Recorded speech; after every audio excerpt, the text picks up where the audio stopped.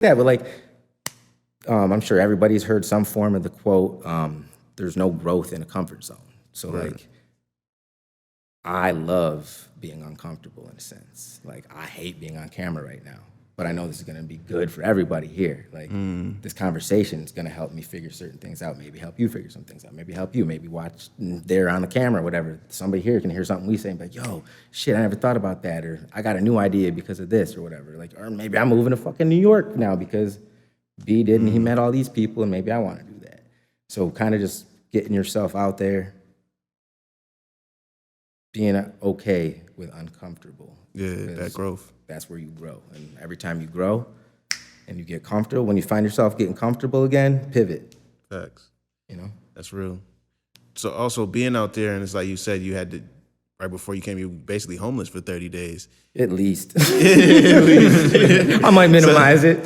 So as somebody who you were managing a studio, you had the beats, you already did the DJing. As an artist, as a creative, how important is it to secure your finances in order to like really thrive in your art? That's a big one. I think unless you personally well, regardless, that's still having your finances in order. So for instance, like the Individuals is an LLC, Bridge Studios New York is an LLC. So those two things, a contributing factor when I go and try and get a bank loan or open up a credit card or like something like that, is my personal credit score. So it's like,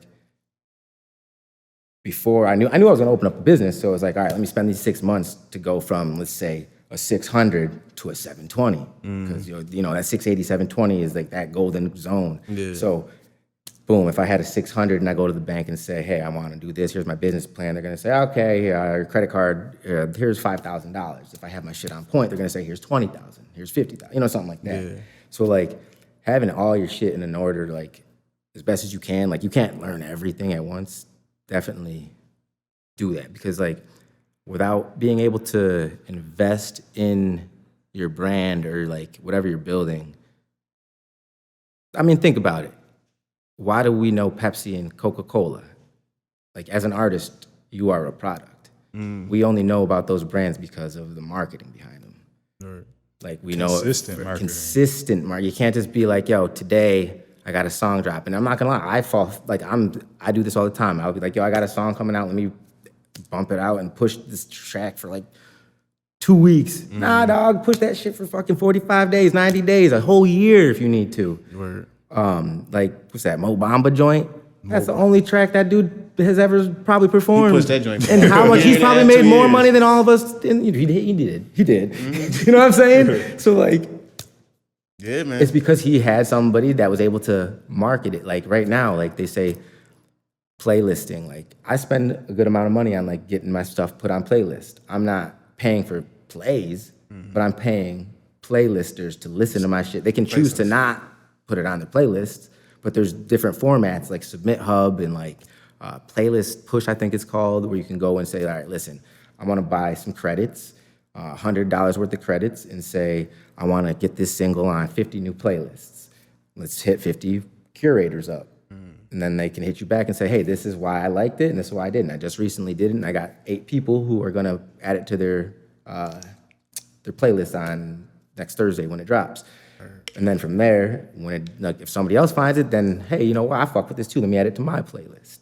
So like those paid 50 playlists are just gonna generate more. So like I did that like 4 times and say got put on like 200 playlists. Come on. But off of that, I'm now on like 1,000 playlists, just because naturally like Yeah, it people hear it grows. now, People yeah. hear it and just grows because of the consistent marketing.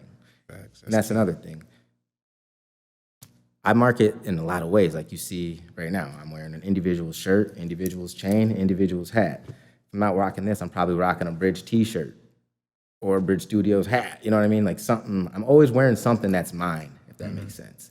So like, I think if you're an artist, you always have to represent yourself as like Billy Esco, Cafe. All day. Always.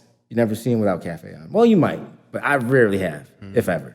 You know what I mean? Like, every time you see like, not every time, but like when you see the Griselda boys their teams around Dame, like, you know, yeah. they usually got some drip on, but their team, everybody behind them, 187 or drum work or whatever, their shirt, it's all in line because you're a walking billboard. So you'll see me a lot of time wearing a white tee if I'm not wearing IV or Bridge or whatever, because I'm either rocking a no label t-shirt or my homie's t-shirt, mine, or something I fuck with. I'm not gonna rock a fucking Abercrombie and Fitch. I don't fuck with you. Yeah, I feel So that. I learned that in marketing in like 8th grade or something. They're like, yo, you are a walking billboard.